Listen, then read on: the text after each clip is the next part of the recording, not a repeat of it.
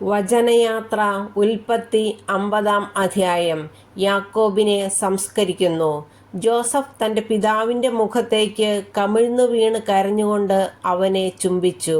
അവൻ തൻ്റെ ദാസന്മാരായ വൈദ്യന്മാരോട് പിതാവിൻ്റെ ശരീരത്തിൽ പരിമളദ്രവ്യങ്ങൾ പൂശാൻ ആജ്ഞാപിച്ചു. അവർ അങ്ങനെ ചെയ്തു. അതിന് 40 ദിവസമെടുത്തു. കാരണം പരിമളദ്രവ്യം പൂശിത്തീരാൻ അത്രയും ദിവസം വേണം. ഈജിപ്തുകാർ 70 ദിവസം അവനെയോർത്ത് വിലപിച്ചു.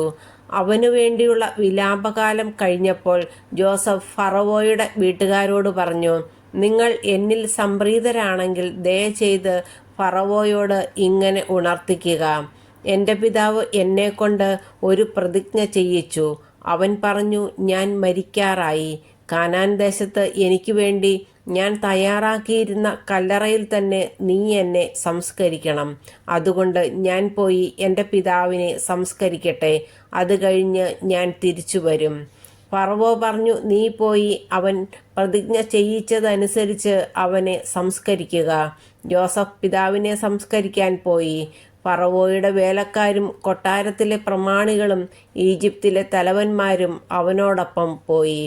ജോസഫിൻ്റെ വീട്ടുകാരും സഹോദരന്മാരും പിതാവിൻ്റെ കുടുംബവും അവൻ്റെ കൂടെ ഉണ്ടായിരുന്നു. കുട്ടികളും ആടുമാടുകളും മാത്രമേ ഗോഷൻ ദേശത്ത് ശേഷിച്ചുള്ളൂ. രഥങ്ങളും കുതിരക്കാരും അവനെ അനുഗമിച്ചു. അത് വലിയൊരു സംഘമായിരുന്നു. ജോർദാന് അക്കരെയുള്ള അത്താദിലെ മെതിസ്ഥലത്തെത്തിയപ്പോൾ അവർ ഉച്ചത്തിൽ വിലപിച്ചു. അവൻ 7 ദിവസം പിതാവിനെ ഓർത്ത് വിലപിച്ചു.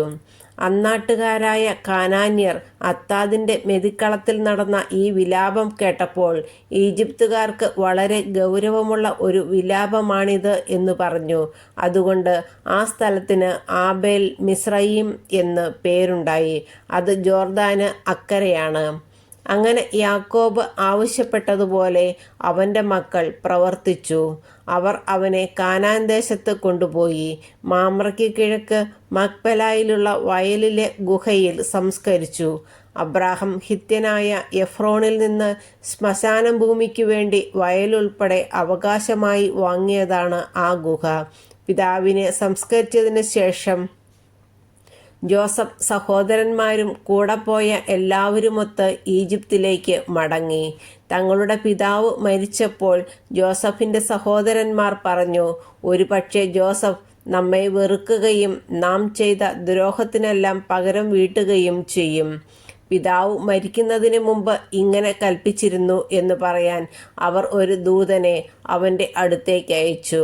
ജോസഫിനോട് പറയുക, അങ്ങയുടെ സഹോദരന്മാരുടെ തെറ്റുകളും കുറ്റങ്ങളും ദയവായി അവരോട് ക്ഷമിക്കുക. അവർ അങ്ങയെ ദ്രോഹിച്ചു. അങ്ങയുടെ പിതാവിൻ്റെ ദൈവത്തിൻ്റെ ദാസന്മാരുടെ തെറ്റുകൾ പൊറുക്കണമെന്ന് ഞങ്ങൾ അപേക്ഷിക്കുന്നു. അവർ അത് പറഞ്ഞപ്പോൾ ജോസഫ് കരഞ്ഞുപോയി. സഹോദരന്മാർ വന്ന് അവൻ്റെ മുമ്പിൽ വീണു പറഞ്ഞു, ഞങ്ങൾ അങ്ങയുടെ ദാസന്മാരാണ്. ജോസഫ് പറഞ്ഞു, നിങ്ങൾ പേടിക്കേണ്ട. ഞാൻ ദൈവത്തിൻ്റെ സ്ഥാനത്താണോ? നിങ്ങൾ എനിക്ക് തിന്മ ചെയ്തു, പക്ഷെ ദൈവം അത് നന്മയാക്കി മാറ്റിത്തന്നു. ഇന്ന് കാണുന്നത് പോലെ അനേകം പേരുടെ ജീവൻ രക്ഷിക്കാൻ വേണ്ടിയാണ് അവിടുന്ന് അത് ചെയ്തത്. അതുകൊണ്ട് ഭയപ്പെടേണ്ട. നിങ്ങളെയും നിങ്ങളുടെ കുഞ്ഞുങ്ങളെയും ഞാൻ പോറ്റിക്കൊള്ളാം. അങ്ങനെ അവൻ അവരെ ധൈര്യപ്പെടുത്തുകയും സാന്ത്വനപ്പെടുത്തുകയും ചെയ്തു. ജോസഫിൻ്റെ മരണം. ജോസഫും അവൻ്റെ പിതാവിൻ്റെ കുടുംബവും ഈജിപ്തിൽ പാർത്തു. ജോസഫ് 110 കൊല്ലം ജീവിച്ചു.